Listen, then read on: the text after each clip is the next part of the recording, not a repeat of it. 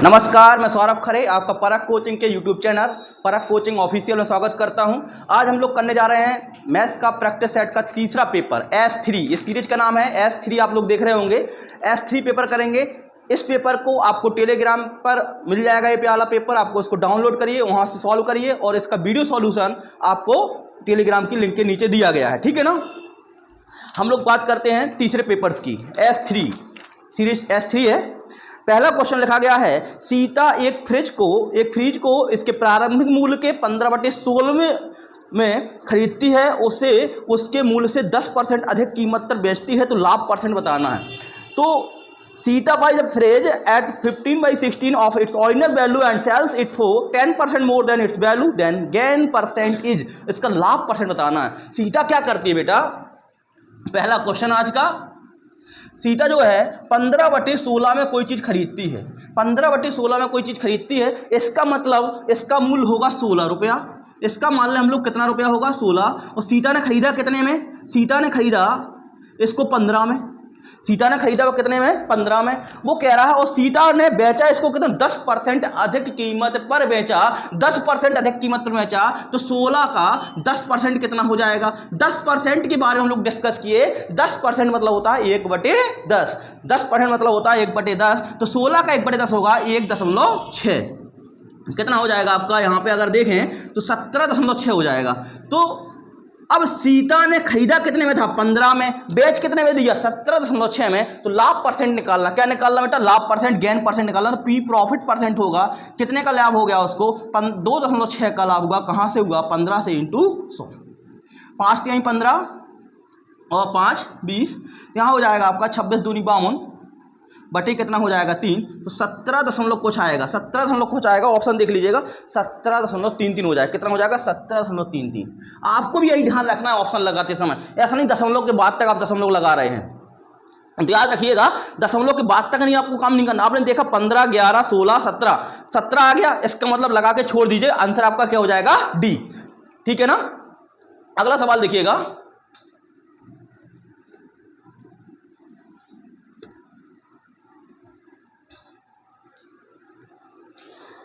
एक नाव शांत जल में 10 किलोमीटर प्रति घंटा की चाल से चलती है। वह एक नदी को धारा के अनुकूल 91 किलोमीटर उसके बाद वापस हो गई, जिसमें उसे कुल 20 घंटे लगे। नदी की धारा की चाल बताइए। एक नाव क्या करती, कह रहा है ये नदी चल रही है, यहां पे एक नाव यहाँ से जाती है और वापस लौटती है। ये वाली नाव यहाँ पे पहुँचती है, फिर क्या होती है, वापस पहुँचती है। इसको कुल 20 घंटे समय लगे। कुल कितना घंटे समय लगा बेटा, 20 घंटे का समय लगा। टोटल इसको लगा 20 घंटे का समय। तो टोटल टाइम 20 घंटे लगा। वो होगा T1 + T2, आने का समय प्लस जाने का समय। समय बराबर क्या होता है, दूरी बटे चाल। क्या होता है, दूरी बटे चाल। और चाल जब जाएगा तो क्या होगा, B + R में होगा। जब आएगा तो कितना होगा, B - R। प्रतिकूल में B - R हो जाएगा। इससे कुल कितने घंटे का समय लग रहा, 20। इसे कुल कितने घंटे का लग रहा समय, 20। अब आप देखिएगा, वैल्यू रख दीजिएगा 20। यहाँ पे कितना है, D वैल्यू 91 किलोमीटर गया था। धारा नाव की चाल, बोट की चाल कितनी है, 10 है + R 91 10 - R।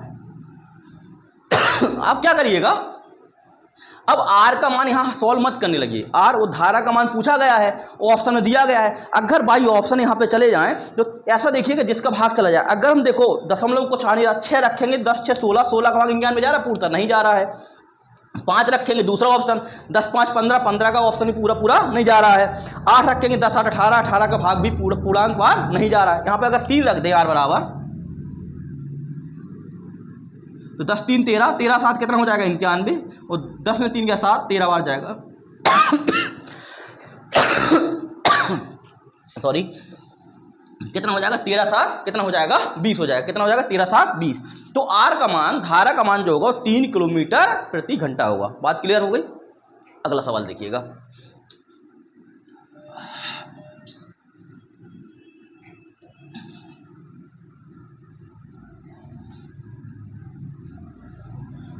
तीन नंबर। अगला सवाल है, किसी व्यवसाय में अन्नू एक कार्यकारी साझेदार है और बिमला एक अकार्यकारी साझेदार है। मतलब जो अनु है वर्किंग पार्टनर है कह रहा है, और विमला जो है स्लीपिंग पार्टनर है। जो काम करता है बिजनेसों से हम लोग कहते हैं काम करने वाला, है ना। जो सिर्फ पैसा लगा के चला जाता है उसे कहते हैं हम स्लीपिंग पार्टनर। पैसा लगाया है, हम उसमें काम नहीं करेंगे, उसको कहते हैं स्लीपिंग पार्टनर। अनु 5,000 रुपये लगाती है, बात अनु की हो रही है। क्वेश्चन नंबर 3 की बात हो रही है हमारे, अनु और विमला की बात हो रही है। अनु 5,000 रुपये और विमला 6,000 रुपये व्यवसाय में लगाती है। अनु 5,000 लगाती है, विमला 6,000 लगाती है। दोनों का जो लाभ का अनुपात होगा, आपको बताया गया था कि प्रॉफिट का जो रेशियो होगा उनकी पूंजी C1 T1 into C2 T2। याद रखिएगा पार्टनरशिप में क्या होता है कि आपने कितनी पूंजी कैपिटल कितने समय के लिए लगाई, कितनी पूंजी कितने समय के लिए लगाई, वही आपका रेशियो बनता है। तो पहले वाले को P1 का जो लाभ होगा वो किस अनुपात में होगा, C1 इंटू T1, कितनी पूंजी कितने समय के लिए लगाई। P2 का जो वैल्यू होगी C2 इंटू T2। हम कह सकते हैं P1:P2 बराबर C1 T1 अनुपात C2 T2। बात क्लियर हो पा रही है, यहीं पे लगाएंगे। एक्चुअली में जब समय की बात ना कही गई हो तो समय वहाँ पर क्या होता है, बराबर होता है। अगर समय की बात नहीं कही गई है तो समय कैसा होता है, टाइम आपका क्या हो जाएगा, बराबर हो जाएगा। तो यहाँ पर टाइम की बात की नहीं गई है, तो आप यहाँ देखिएगा कह रहा है किसी व्यवसाय में अनु एक कार्यकारी साझेदार है और विमला एक अकार्यकारी साझेदार है। अनु 5,000 रुपये और विमला 6,000 रुपये व्यवसाय में लगाते हैं। अनु को 12.5% लाभांश व्यवसाय चलाने के लिए मिलते हैं। शेष लाभ को उनके निवेशों के अनुसार बांटा जाता है।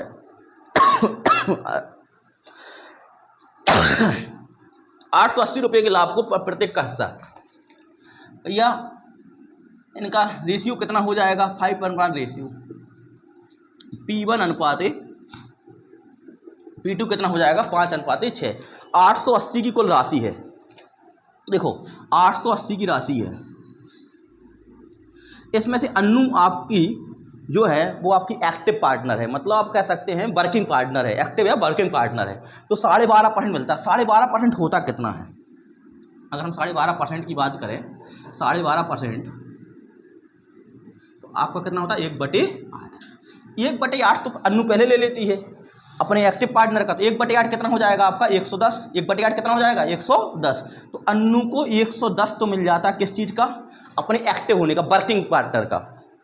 अब बचा कितना है हमारे पास, अब हमारे पास बचा 7/8। 880 का कितना बचेगा, 7/8 बचेगा, 770 बचेगा। कितना बचेगा, 700। अब इसमें भी अनु को मिलेगा और अब इसमें विमला को मिलेगा, अनु को मिलेगा और विमला को मिलेगा। अब किस अनुपात में बटेगा, 12.5% बांटने के बाद फिर अनु विमला का बंटवारा होता है। अनु को जो रुपया मिला था वो यहाँ पे एक्टिव पार्टनर का मिला था, वर्किंग पार्टनर का मिला था। अब आप यहाँ देखें, अगर 5:6 है तो अनु का जो हो जाएगा 770 का कितना हो जाएगा, 5/11। 11 770, 7 5 35, 350 अनु को यहाँ से मिलेगा और 770 का अब देखें इसको 6/11 इनको मिलेगा। 11 770, 7 6 420। अब अनु को टोटल कितना होगा, 350 और 110। 350 और 110 कितना होगा, 460 हो जाएगा। अनु को टोटल राशि मिलेगी बेटा 460। 110 और ये 350 कितना मिल जाएगी, 460। और विमला को सिर्फ 420 मिलेगी। कितनी मिलेगी बेटा, विमला को 420। अगला ऑप्शन है, इसका ऑप्शन हो जाएगा बी वाला सही हो जाएगा, ठीक है ना। अगला सवाल देखें,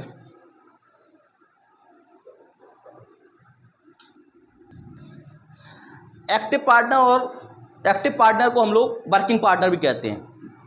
जो उस कंपनी में काम भी कर रहा हो, पैसा लगाने के साथ साथ उस कंपनी जो काम करता है उसको कहते हैं एक्टिव पार्टनर। दूसरा व्यक्ति सिर्फ पैसा लगाता है, क्या लगाता है, पैसा, काम नहीं करता। वो कहता है हम पैसा लगाने के लिए हैं, आप अपना काम करते रहिए, उसको कहते हैं स्लीपिंग पार्टनर। उसको क्या कहते हैं हम लोग, स्लीपिंग पार्टनर।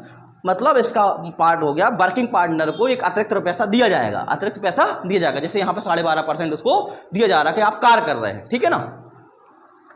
अगला क्वेश्चन है 4 नंबर,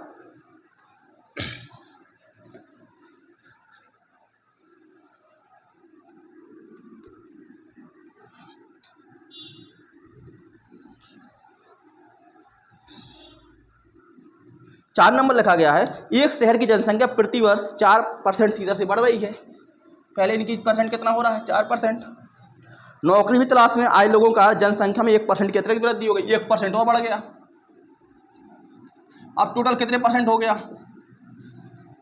हर वर्ष 5% पर जनसंख्या हो जा रही है। तो कह रहा है 2 वर्षों में जनसंख्या क्या होगी, 2 वर्षों में हम लोग जानते हैं बेटा प्लस माइनस एम बड़ा होता है plus minus X plus minus Y plus minus X Y बटे 100। जब भी मल्टीप्लाई करना हो दशमलव में, है ना, सक्सेसिव कहते हैं, सक्सेसिव फार्मूला कहते हैं, लगातार वृद्धि हो रही है, जीपी में काम चल रहा हो, गुणोत्तर श्रेणी में काम चल रहा हो, जनसंख्या बढ़ रही है, यहाँ +5 फिर वृद्धि हुई +5, 5 + 5 कितना हो जाएगा, 5 × 5 कितना हो जाएगा 25/100, क्या हो जाएगा कितना 10.25, यहाँ से कितना आएगा 10.25 आएगा, 10.25 की वृद्धि हो जाएगी कितने साल में, 2 साल में। इसका ऑप्शन हो जाएगा ए, इसका ऑप्शन हो जाएगा ए। बात क्लियर हो पा रही है। अगला देखिएगा 5 नंबर को मोस्ट इंपोर्टेंट क्वेश्चन लगाइएगा। एक वर्ग पिरामिड के आकार के खिलौने के क्षैतिज रूप से 9 सेंटीमीटर ऊंचाई से काटकर एक छिन्नक के आधार का भुजा तथा ऊपरी भाग की भुजा 20 सेंटीमीटर और 12 सेंटीमीटर वर्ग पिरामिड का छिन्नक ज्ञात कीजिए। आमतौर पर छिन्नक शंकु का आता है, लेकिन यहाँ पे पिरामिड का छिन्नक आ गया। समझिएगा शंकु का छिन्नक और इस छिन्नक में अंतर क्या है आपको समझना है। यहाँ पे शंकु का जो छिन्नक होता है वो इस तरीके से होता है, शंकु का जो छिन्नक होता है वो इस तरीके से होता है। इसका जो छिन्नक होगा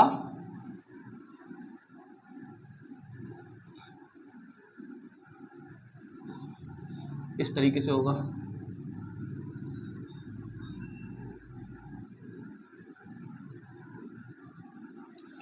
इसका आधार वृत्ताकार होगा, इसका आधार कैसा होगा आपका, वर्गाकार या आयताकार होगा, वर्गाकार होगा या आयताकार होगा। बात क्लियर हो पा रही है। अब वो कह रहा है इसका सूत्र क्या होता है, इसकी त्रिज्या अगर मान लो r1 है, इसकी त्रिज्या r2 है, तो इसका क्षेत्रफल जो होता है, इसका सॉरी आयतन जो होता है, इस छिन्नक का आयतन होता है शंकु वाले का 1/3 पाई r1 square plus r2 square plus r1 r2 into क्या होता है बेटा h। r1 1/3 पाई r1 square plus r2 square plus r1 r2 into कितना हो जाएगा h। ये वाला इस वाले के लिए फॉर्मूला है, इसके लिए मोस्ट इंपोर्टेंट है क्योंकि एग्जाम में बहुत कम सवाल मिलता है, लेकिन जब आता तो अपने आप में तगड़ा सवाल बना के। r1 स्क्वायर का देखो यहाँ पे आप समझिए बात को, पाई r1 स्क्वायर क्या होगा, नीचे वाले का क्षेत्रफल, पाई r2 स्क्वायर क्या हो जाएगा, ऊपर वाले का क्षेत्रफल, और इन दोनों क्षेत्रफल का वर्गमूल लिया गया। क्या लिया गया, इन दोनों क्षेत्रफल का वर्गमूल गुणनफल का। देखो यहाँ पे हम करते हैं, अगर इसका क्षेत्रफल a मान लें, इसका क्षेत्रफल b मान लें, इसका जो एरिया वो ये है, इसका एरिया जो है वो है आपका b है। इसका जो फॉर्मूला होगा 1/3 पहले वाले का क्षेत्रफल प्लस b वाले का क्षेत्र दूसरे वाले का क्षेत्रफल प्लस √ab इंटू एच। इतना काम करना था, फॉर्मूला अगर आपको आता तो सवाल आपका बन जाता। 1/3 इसका क्षेत्रफल, जैसे इसका क्षेत्रफल लगा था, इसका क्षेत्रफल √ab इसका क्षेत्रफल इंटू इसका क्षेत्रफल। अब हम लोग सवाल लगा ले रहे हैं, हो जाएगा यहाँ सवाल जैसे कहा गया था। अब इस वाले को हम लोग मिटा दे रहे हैं।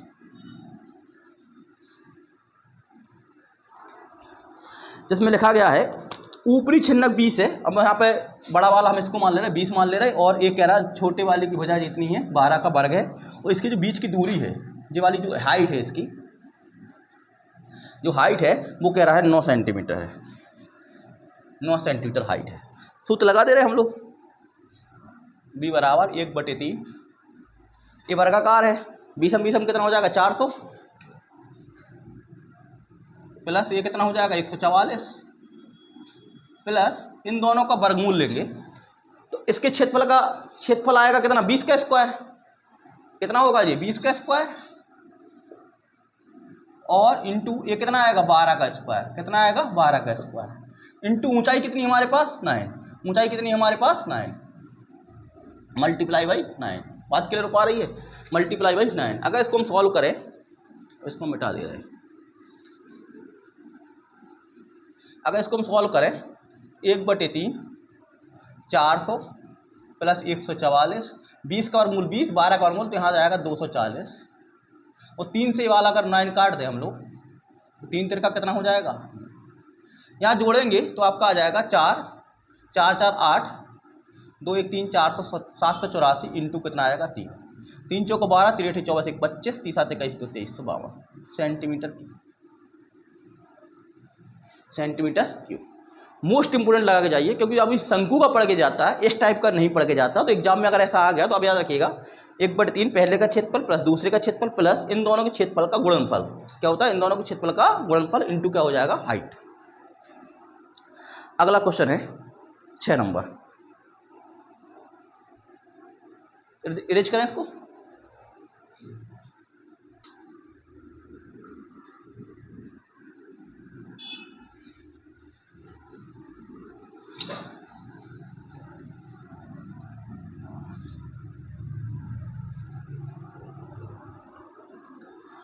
छह नंबर लिख रहा है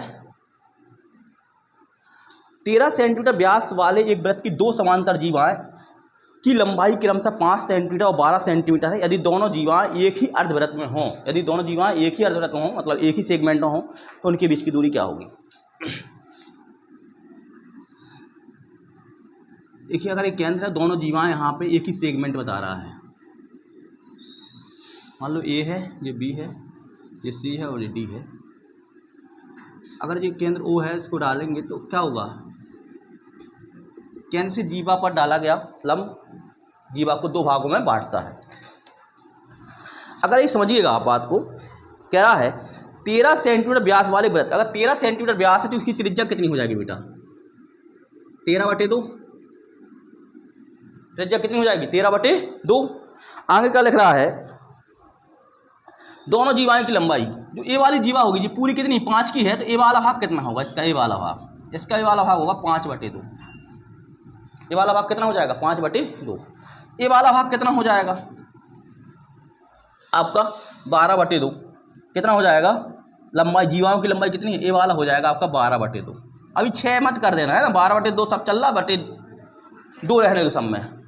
बात समझ में आ रही है? अब वो कह रहा है कि उनके बीच की दूरी, हमें ए वाली दूरी चाहिए है, एक कांटेदार वैल्यू ए वाली। अगर यहाँ से त्रिज्या डाल दें, ए भी कितनी होगी आपकी त्रिज्या? ए वाली त्रिज्या भी कितनी होगी? ए वाली त्रिज्या भी आपकी 13/2 होगी। आप बताइए, अगर ये 5/2 है, ये 13/2, तो ये कितना होगा पूरा? मान लो हम यहाँ पे ओपी कर दे रहे हैं, यहाँ पे क्यू कर दे रहे हैं, तो ओपी की वैल्यू कितनी आएगी? 13 5 का त्रिपेट पड़ा होगा। 13 5 का त्रिपेट कितना हो? 13 5 और कितना होता है बेटा? 13 5 12। अगर सब में 2 लगा है तो इसमें भी 2 चिपका दो। अगर सब में 2 लगा तो इसमें भी 2 लगा देंगे, नहीं लगा देंगे? गुणा भाग से बचना है। तो यहाँ से यहाँ तक की दूरी, यहाँ से यहाँ तक की दूरी कितनी होगी? 12/2। यहाँ से यहाँ तक की दूरी कितनी हो जाएगी? 12/2। मतलब ओपी जो आएगा वो 12/2 आएगा। ओपी क्यों? क्योंकि ओसी जो है वो 13/2 है। सीपी कितना है? सीपी आपका 5/2 है, तो ये कितना हो जाएगा? 12/2। बात क्लियर हो पाई? अब इस वाले में लगा दे रहे हैं, इस वाले में त्रिभुज ओ ए क्यू में, त्रिभुज ओ ए क्यू में। अब समझिए, ये 12/2 है, ये 13/2 है। अगर ये 13/2 ये 12/2, तो ए वाली वैल्यू कितनी हो जाएगी आपकी? 5/2। कितनी हो जाएगी? 5/2। अब 12/2 में से 5/2 घटाओ, 12/2 में से 5/2 घटाओ, 12 में से 5 गया 7 और 7/2 आ जाएगा। दोनों घटाएंगे कितना आएगा? 12 में से 5 गया 7, 7/2 आएगा। 7/2 कह सकते हैं 3.5। क्या कह सकते हैं बेटा? 3.5। बात क्लियर हो पा रही है? आंसर आपका हो जाएगा 3.5। इसमें एक मुद्दा ये था, परेशान करने के लिए सीधे सीधे 12 13 12 5 ना दे करके /2 लगा दिया। तो आप पूरा /2 में एक साथ लेकर चलिएगा, हो जाएगा ना? तो इसका आंसर हो जाएगा सी वाला। अगला देखिए 7 नंबर सवाल।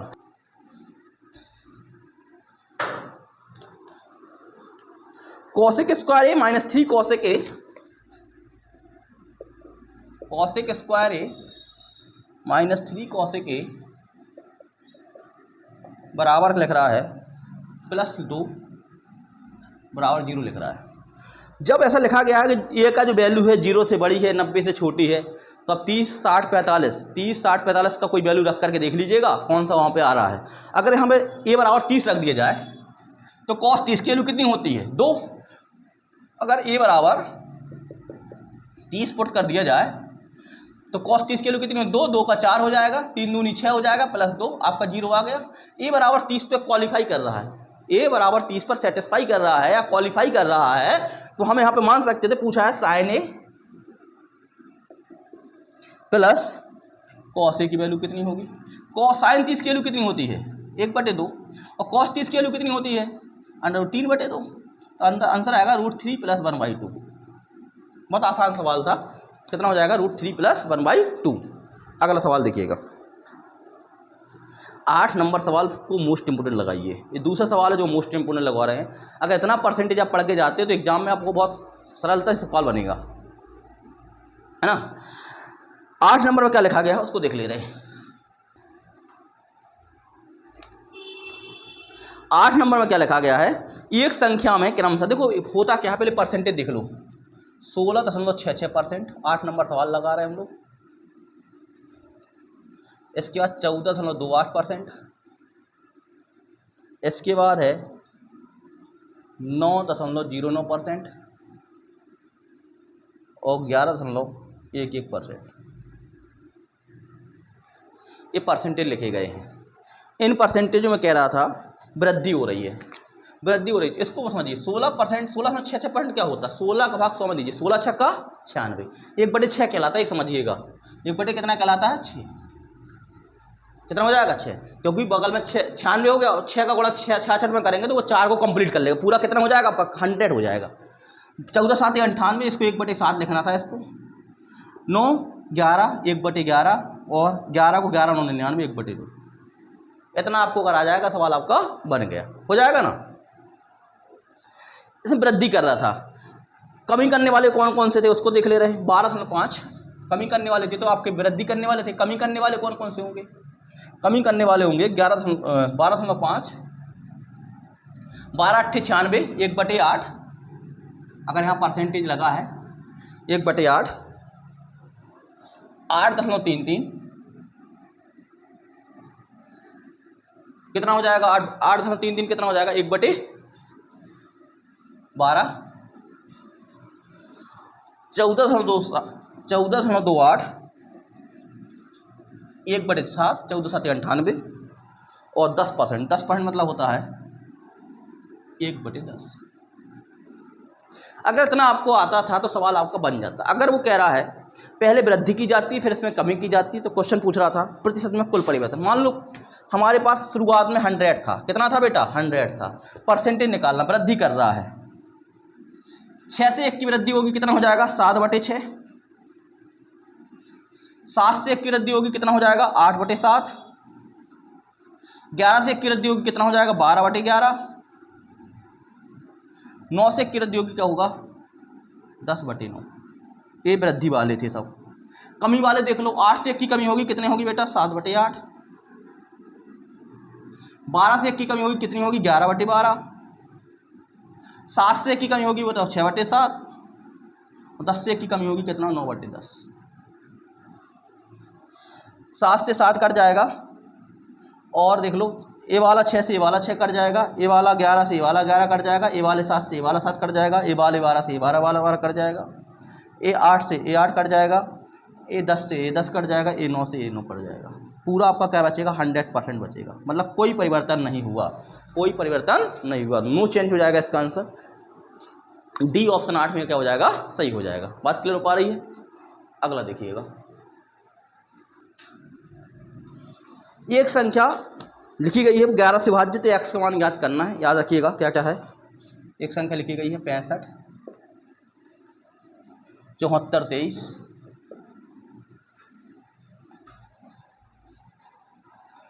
54, 65, 74, 23, 54, 7, x 4, 6। 11 से विभाज्य, क्या पूछ रहा है 11 से विभाज्य। 11 की विभाज्यता का नियम क्या है, यदि किसी संख्या के सम स्थानों के अंकों का योग और विषम स्थानों के अंकों का योग का अंतर या तो 0 होगा या 11 का गुणज होगा, 11, 22, 33, 44 इस तरीके से होगा, तो वह संख्या पूर्णतः 11 से विभाज्य होगी, पूर्णतः 11 से विभाज्य होगी। सम स्थानों का योग और विषम स्थानों का योग, हमारी बात समझना यहाँ पे, सम अंक और विषम अंक का योग नहीं कह रहे, सम स्थानों के अंकों का योग, सम स्थानों के अंकों का योग और विषम स्थानों के अंकों का योग का अंतर निकालना। तो आप कुछ नहीं करिए, अल्टरनेट का नियम होता है, आमतौर पर पढ़ते हैं 6x 6 और 4 10, 10 और 3 13, 13 और 4 17, 17 और 5 कितना हो जाएगा 22 प्लस x।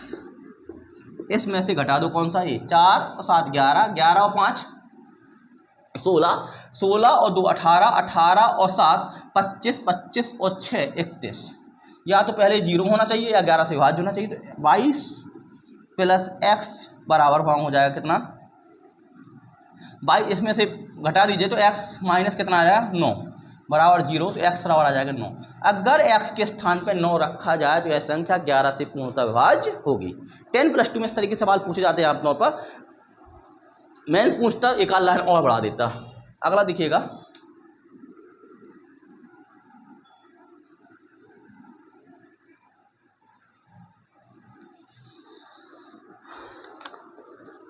दस नंबर सवाल। श्री एक्स धनराशि को 2 वर्षों के लिए 15% की वार्षिक ब्याज दर पर साधारण ब्याज में निवेश करते हैं। यदि ब्याज चक्रवृद्धि ब्याज होता तो उन्हें ब्याज के रूप में 450 रुपये अधिक प्राप्त होते। निवेश की गई राशि ज्ञात कीजिए। वो कह रहा है 15% की बात कर रहा है। 15% समझिएगा पहले। 15% क्या होता है बेटा, 15/100, 15/100 का मतलब 5 × 15 5 × 100। डायरेक्ट लगा सकते थे लोग, 5 × 15 5 × 100, 3/20 होता है। दो केस दिखाना है इसमें, एक हमें CI वाला दिखाना, एक SI वाला दिखाना। तो SI और CI। अगर 20 है, अगर डेनोमीटर कितना है 20 है और 2 साल के लिए मान रहा है, 2 साल के लिए पूछ रहा है, तो क्या करेंगे 20 हम 400। मान लिया प्रिंसिपल हमारा 400 रहा, प्रिंसिपल हमारा क्या रहा 400। ये बात तो क्लियर हो गई होगी। प्रिंसिपल कितना, 1 साल के लिए 20, 2 साल के लिए 400, 3 साल के लिए 20 का क्यू कितना हो जाएगा 8000। इस तरीके से मानते हैं हम लोग, मान लिया। अब बताओ साधारण ब्याज में जो ब्याज लगेगा, पहले साल का ब्याज कितना 3/20 लगेगा, नहीं लगेगा। पहले साल का जो ब्याज होगा कितना होगा 3/20 होगा, और 3/20 लगाएंगे 400 का, तो 20 कितना हो जाएगा 400, 20 और 20 3 कितना हो जाएगा 60। 400 का 20 3/20 निकाला, 400 का कितना निकाला 20 3/20 हो जाएगा। फिर दूसरे साल में भी इसी पे लगेगा ब्याज, कितना हो जाएगा 60, वही लगेगा 3/20। चक्रवृद्धि ब्याज और साधारण ब्याज में अंतर क्या होता है यहां देख ले रहे हैं, क्लियर हो जाएगा। पहले साल का ब्याज जो लगेगा 400 का कितना होगा 3/20, 400 का 3/20 जो आएगा वो कितना आ जाएगा बेटा 60 आ जाएगा। 400 का 3/20 कितना हो जाएगा 60 हो जाएगा। बात क्लियर हो पा रही। फिर दूसरे साल का जब जाएंगे तो 400 का 3/20 इस पर लगेगा, ये कितना हो जाएगा 60। अब आप समझिए ब्याज पर ब्याज लगता है। चक्रवृद्धि ब्याज मतलब होता है ब्याज पर ब्याज लगता है। क्या लगता है ब्याज पर ब्याज। अब इस ब्याज पर भी ब्याज लगेगा, इस ब्याज पर भी ब्याज लगेगा। बात क्लियर हो पा रही। जब इस ब्याज पर ब्याज लगेगा तो 60 का 3/20 कितना होगा 60 का 3/20, 20 3 60, 3 3 का 9 कितना हो जाएगा बेटा 9 हो जाएगा। कितना हो जाएगा 9 हो जाएगा। डिफरेंस देखिए, ए और इससे आपस में कट जाएंगे, इसका अंतर 120 से हो गया, 120 से आपस कट जाएंगे, बच्चे कितना 9। 9 की जो वैल्यू दी गई है परीक्षा में वो दिया गया है कितना बेटा 450। 9 की वैल्यू जो दी गई है वो कितनी दी गई है 450, 9 5 45 मतलब 50। एक की वैल्यू कितनी दी गई है 50। तो पूछ रहा है धन निवेश की धनराशि कितनी थी 400 मानी थी हम लोगों ने, कितनी मानी थी 400। तो 400 गुणा 50, 400 गुणा 50 तो यहाँ हो जाएगा 5 को 20, ठीक है ना 20,000। ऑप्शन कितना आ जाएगा ए। तो ब्याज पर जब ब्याज लगता है, जब ब्याज पर ब्याज लगता है उसे चक्रवृद्धि ब्याज कहते हैं। जब ब्याज पर ब्याज लगता है तो क्या कहते हैं उसे चक्रवृद्धि ब्याज कहते हैं। बात क्लियर हो पा रही है। आगे चला जाए। अगला नंबर है 11 नंबर।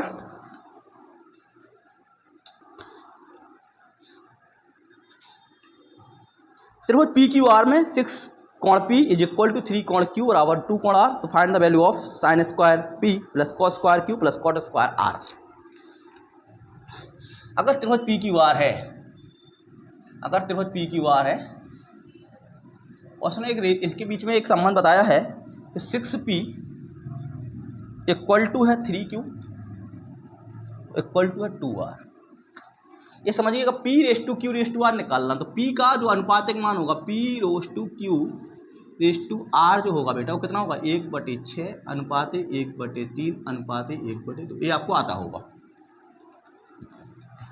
P का अनुपातिक मान 6 का नीचे चला जाएगा। हमने कैसे लगाया देखो, P का जो अनुपातिक मान होगा, अगर जो 6P लिखा है तो मैं इसको ऐसा लिख सकते थे बेटा, समझिए P/1/6।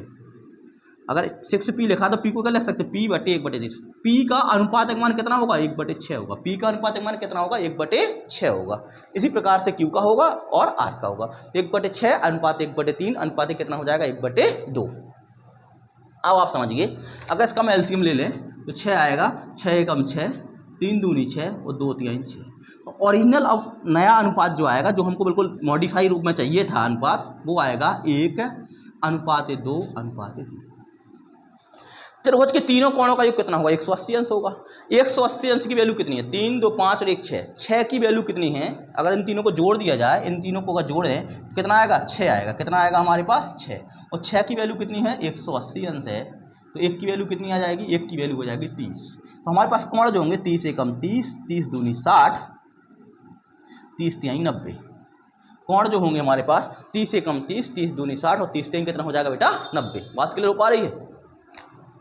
अब पूछा गया है, उसने आगे बताया है कि साइन स्क्वायर पी, इसको हम लोग मिटा दे रहे हैं, पूछ रहा है sine square P plus cos square Q plus cot square R. Sine 30 sine square 30 plus cos square कितना हो जाएगा बेटा, 60 प्लस कॉट स्क्वायर 90। साइन 30 के लिए कितनी होती है, 1/2 होती है। साइन 30 के लिए 1/2, 1/2 का स्क्वायर कितना हो जाएगा, 1/4। कॉस स्क्वायर 60, कॉस 60 के लिए कितनी, 1/2, 1/, कितना हो जाएगा 4। और कॉट 90 की वैल्यू कितनी होती है, 0। tan 90 अनंत होता है, कॉट 90 कितना होता है, 0। अगर यहाँ 0 रखें, 0 का स्क्वायर 0 होगा। इन दोनों को जोड़ देंगे तो 1/4, 1/4 कितना होगा, 1/2। कितना हो जाएगा, 1/2। और ऑप्शन हो जाएगा इसका बी वाला। ऑप्शन क्या हो जाएगा इसका, बी वाला। बात क्लियर हो पा रही। अगला क्वेश्चन देखिएगा।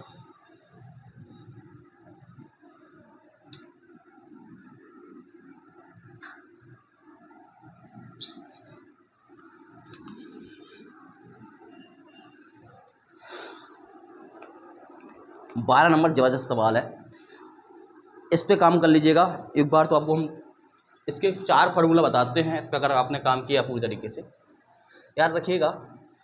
AQ plus BQ plus CQ minus 3ABC बराबर किसके होता है। पहला फॉर्मूला आप याद रखिएगा, A plus B plus C। यहाँ हम लिख सकते थे A² plus B² plus C² minus AB plus BC plus CA।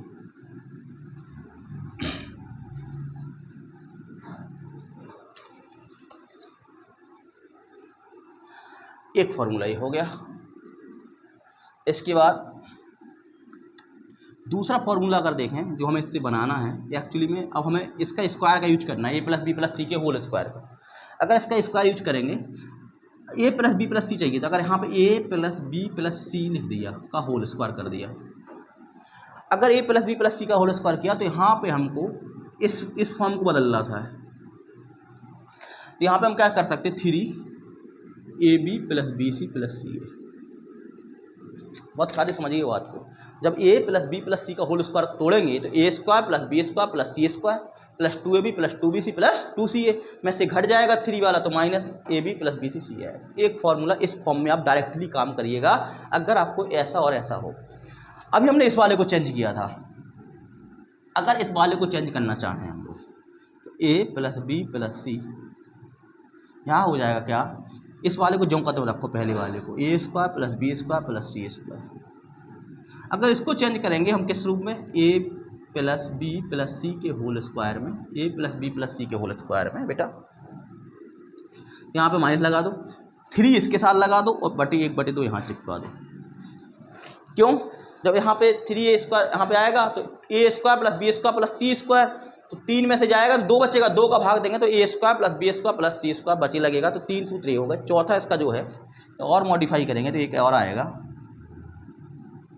B plus C 1/2 A minus B का whole square plus B minus C का whole square plus C minus A का whole square. A plus B plus C 1/2 A minus B का whole square plus B minus C का square plus C minus A का square. 4 सूत्र आप रट के पहुँच गए। तो आप देखिएगा वहाँ पे एग्जाम में ये वाला सवाल आपका सेकंड में लगेगा। अभी लगा के बताते हैं देखो कैसे लगना है। अगला देखें, और अगर ये वाला जीरो हो जाए, अगर ये वाला पार्ट कोई जीरो हो जाए तो ये सब जीरो हो जाएगा। अगर ये वाला पार्ट जीरो हो जाएगा, अगर इसके नीचे और लिख लीजिएगा, यदि if A plus B plus C बराबर कितना हो जाए आपका जीरो, यदि A plus B plus C बराबर जीरो, तो ये सब खत्म जीरो हो जाएगा। तो हम कह सकते हैं कि A cube plus B cube plus C cube बराबर हो जाएगा 3abc। कितना हो जाएगा, A cube plus B cube plus C cube बराबर हो जाएगा 3abc। 5 हो गए हैं, 4 और ए और एक ये कितना हो गया है 5। इन 5 को रट के पहुंचिएगा एग्जाम में। अब देखिए सवाल लगे हैं, मिटाया जाए इसको, हो गया। अब हम सवाल लगाते हैं एग्जाम में क्या पूछ रहा था आपसे।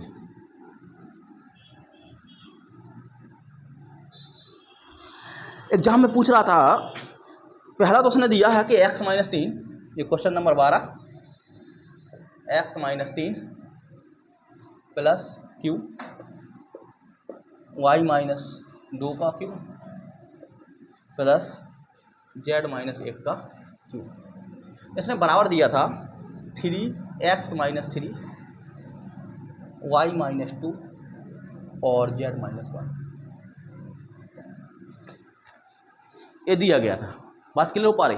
अब गौर करिएगा थोड़ा सा, अगर ऐसा दिया गया, ऐसा कब होगा 3abc, A cube plus B cube plus C cube बराबर 3abc कब होगा, जब आपका a plus B plus C बराबर कितना होगा 0। जब a plus B plus C बराबर कितना होगा आपका 0, तो आप समझिए इसकी वैल्यू कितनी होगी 0। Then x minus 3 plus y minus 2 plus z minus 1 बराबर कितना होगा 0। ये कब होगा ऐसा, जब a plus B plus C बराबर कितना रहा होगा 0। बात क्लियर हो पा रही है। इसको हम और मिटा दे रहे हैं, अभी बाद में लिख लेंगे। तो यहाँ पे 0 है तो x plus Y plus Z बराबर हो जाएगा 3 2 5 और 1 6। कितना आ जाएगा, x plus Y plus Z बराबर कितना हो जाएगा 6। बात क्लियर। आगे चला जाएगा तो पूछ रहा है इस वाले फॉर्मूले को, उसने पूछा क्या है, X cube plus Y cube plus Z cube minus 3xyz। इसकी वैल्यू पूछा है। हमारे पास दो काम है, देखो एक तो ये दिया गया है, एक तो ये दिया गया है, और दूसरा उसने और भी दिया है। क्या दिया है, इसके साथ उसने दिया क्या है आपको, X square plus Y square, sorry X Y plus Y Z. इसके साथ उसने और क्या दिया है आपको, इसके साथ दिया है उसने, यहाँ पे लिख दे रहे हैं, ये निकालना है, और दिया है X Y plus Y Z plus Z X बराबर कितना दिया है 4। ये दिया। दो बातें आपको मालूम है बेटा, एक ये वाली मालूम है बात, ये वाली मालूम है। इसकी वैल्यू निकालना है। इसका सूत्र क्या बनाएंगे, इस वाले फॉर्म में चाहिए है, हम लोगों ने भी सूत्र लिखवाया है, ऐसा है और ऐसा है। तो क्या होगा इसका सूत्र, एक तो होगा X plus Y plus Z, जो होता है पीछे, जो होता है कितना पीछे, तो इसका होता है सूत्र X plus Y plus Z का होल स्क्वायर माइनस कितना हो जाएगा बेटा 3xy plus Y Z plus Z X. बस 3 पीछे है तो कोई समस्या नहीं है। तो आपका कितना हो जाएगा यहाँ पे 6, यहाँ 6 का 36 हो जाएगा स्क्वायर, माइनस 3 चौको कितना हो जाएगा 12, तो 6 इंटू कितना 24, 24 छक्का 144, 24 छक्का कितना हो जाएगा 144। बात क्लियर हो पा रही है। ये देखो ये वाला फॉर्मूला जो हमने लिखवाया था, इस फॉर्मूले पे काम आपको प्रॉपरली करना है, हो पाएगा। अगला देखिएगा, इसके जो 5 फॉर्मूले बना दिए हम लोगों ने, उस पर काम आप कर लीजिएगा।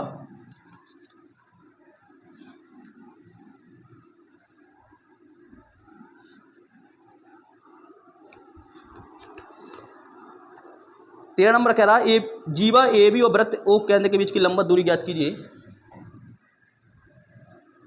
क्वेश्चन नंबर 13 एक ऐसा दिया गया है,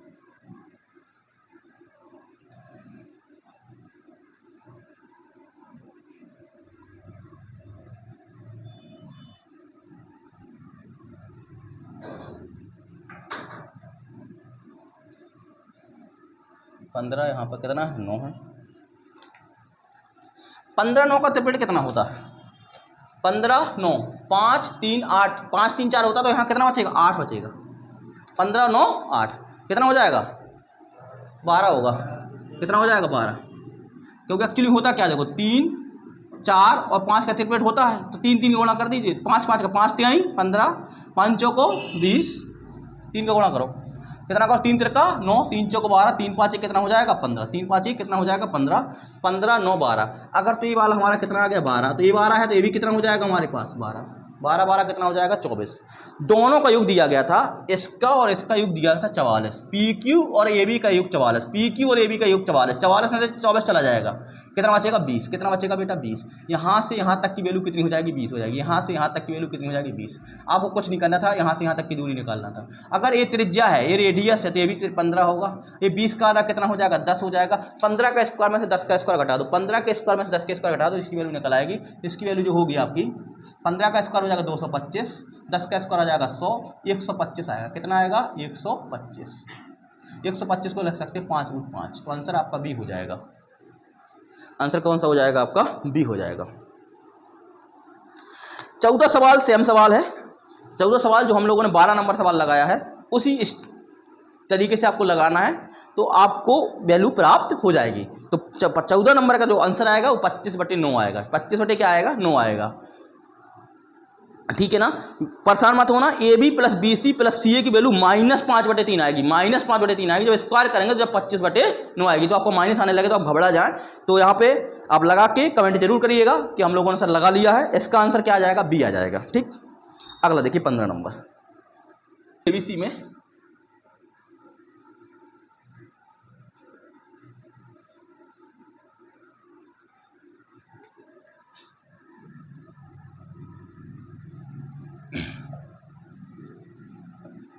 कह रहा है त्रिभुज पी क्यू आर त्रिभुज ए बी सी के समान है या सिमिलर है। देखो त्रिभुज पी क्यू आर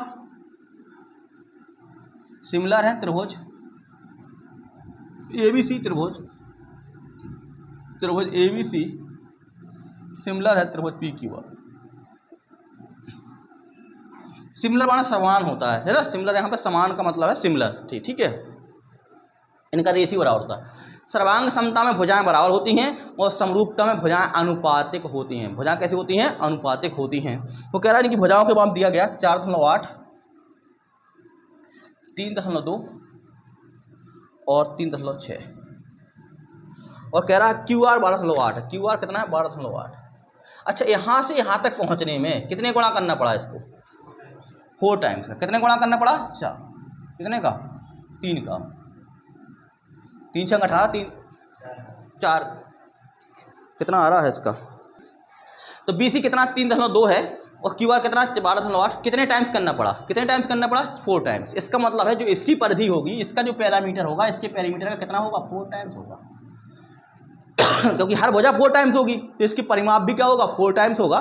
इसका परिमाप देख लो कितना है, इसका सरकमफेरेंस देख लो, परिधि देख लो तो कितना होगा 6 2 8 8 16 1 4 4 8 3 11 11.6 इसकी परिधि होगी। अगर इसकी परिधि निकालना है पी क्यू आर का जो सरकमफेरेंस होगा तो मल्टीप्लाई कितना कर देंगे 4 का, क्योंकि यहाँ से कितने का मल्टीप्लाई है 4। अगर एरिया की बात करते हैं तो स्क्वायर 16 का गुणा करते। कितने का गुणा करते हैं हम 16 का गुणा करते। अगर परिधि की बात कर रहे हैं तो जितने का गुणा भुजा में होगा वही गुणा आपका परिधि में होगा, क्योंकि परिधि का मात्रक भी वही होता है जो भुजा का मात्रक होता है। जो भुजा लंबाई है परिधि भी क्या है लंबाई है।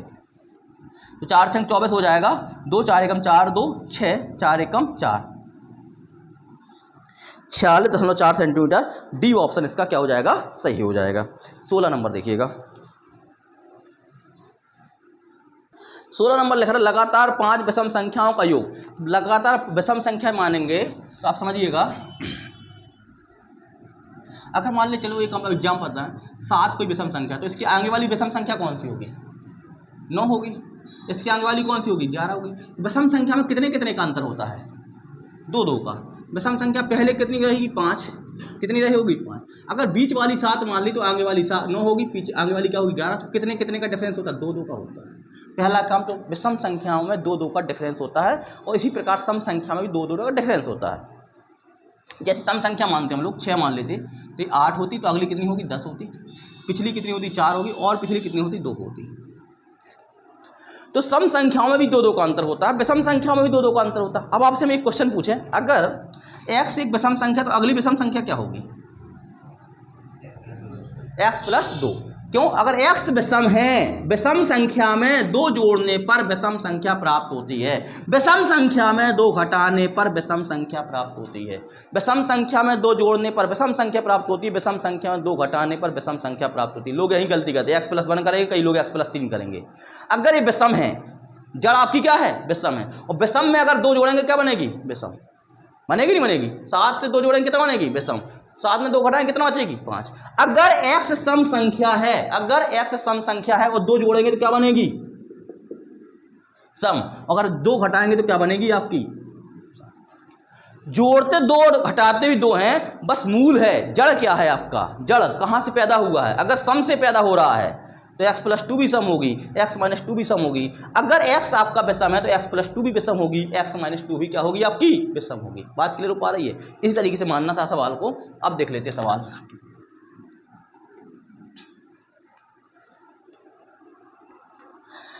पांच लगातार विषम संख्याओं का योग, 5 लगातार, तो बीच वाली संख्या मान लो x, अगली मान लो x एक आपका क्या है? ऑड नंबर है, इस बात को याद रखना, ऑड नंबर है, विषम संख्या है। अगली x प्लस 2 होगी और अगली x प्लस 4 होगी।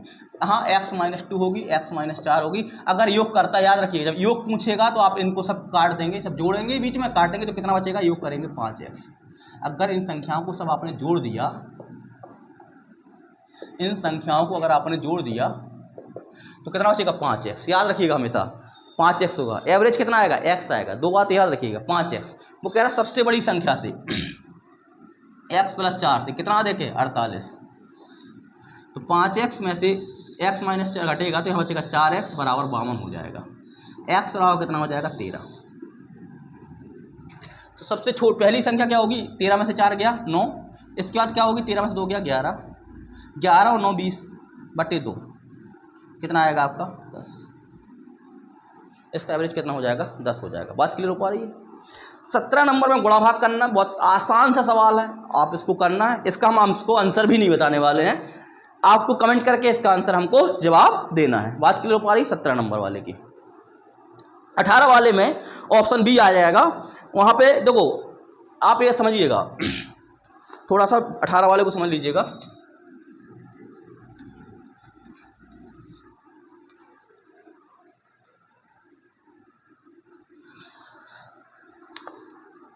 अठारह वाले में गौर करना है, what is the difference between the production of company Z in the 1998 and total company of 1996 में।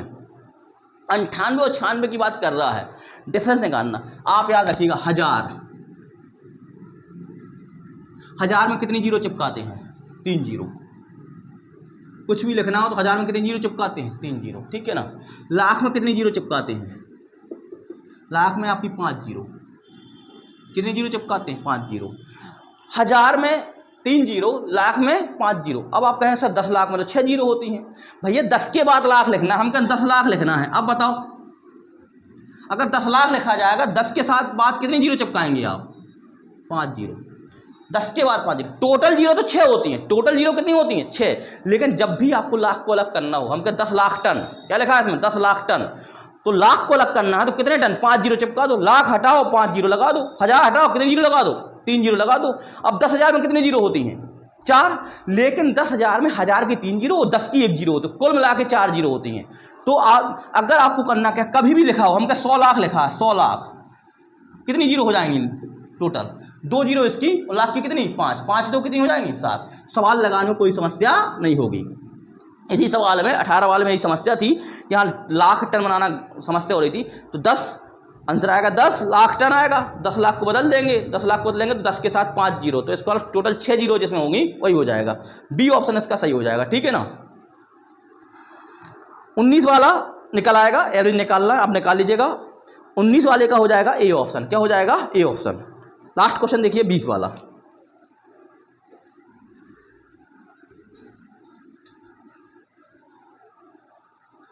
एक वर्ग अंतराल दिया है, वो कह रहा 10 से 20, 20 से 30, 30 से 40, 40 से 50। एसएससी ने अब आपका स्टैटिस्टिक भी जोड़ दिया है। इस टाइप के सवाल आ रहा है एग्जाम में, मेंस में। 2022 में पूछा गया था। 40 50 60 50 से 60 कर दो, 60 से 70 और 70 से 80। इसकी फ्रीक्वेंसी दी है, बारंबारता दी है। इसका दिया है 9 9 13 6 9 13 6 4 6 2 3 4 6 2 3। इसका मिड पॉइंट निकाल लीजिए। इसकी जो मिड पॉइंट निकलेगा तो कितना आएगा, 20 10 30। एवरेज निकाल लीजिए, कितना आएगा 15। इसको निकाल लीजिए, कितना आएगा 25। इसका कितना आएगा 30 40 का 35। इसका कितना आएगा 45। और इसका कितना आएगा 55। इसका कितना आएगा 65। इसका कितना आएगा 75। 15 9 बार है। इसका मतलब है बारंबारता मतलब होती है 15 कितने बार है, 9 बार। 15 का 9 बार तो 15 में कितना हो जाएगा 135। 25 13 बार है, 25 का गुणा 13 कर दो, 25 3 75 7, 25 से कम 25 और 7 32। 35 आपका कितने बार है, 6 बार है। 35 छक्का कितना हो जाएगा 280, 210 होगा। 45 चौको कितना हो जाएगा 180। 55 6 5 30 6 5 30 3 33 हो जाएगा। 65 130 हो जाएगा। और 75 50 3 5 15 30 आते 21 22 225। इन सबको जोड़ लेना और इन सबको जोड़ लेना। ये सब जोड़ेंगे तो आप 3 2 5 6 5 11 4 15 15 और 6 21 21 और 13 कितना होगा 43 43 आ जाएगा। सब जोड़ के देखना 43 आएगा। इसको जोड़ लेना, इसका भाग इसमें देना, तो वही आपका क्या हो जाएगा, आंसर हो जाएगा। तो ऑप्शन इसका हो जाएगा बी, 35.70 लगभग आएगा, 35.70 के समथिंग आएगा। तो इसका मतलब होता है, आप समझ गए होंगे, 15 9 बार आया है तो 15 15 9 बार जोड़ेंगे, 25 13 बार आया 25 13 बार जोड़ेंगे। तो इस तरीके से आप करेंगे तो कुल योग बटे कुल संख्या 43 का भाग देने पर आपका आंसर आने लगेगा। ऑप्शन बी इसका सही हो जाएगा। ठीक है ना। तो आज के लिए इतना ही। Thank you so much.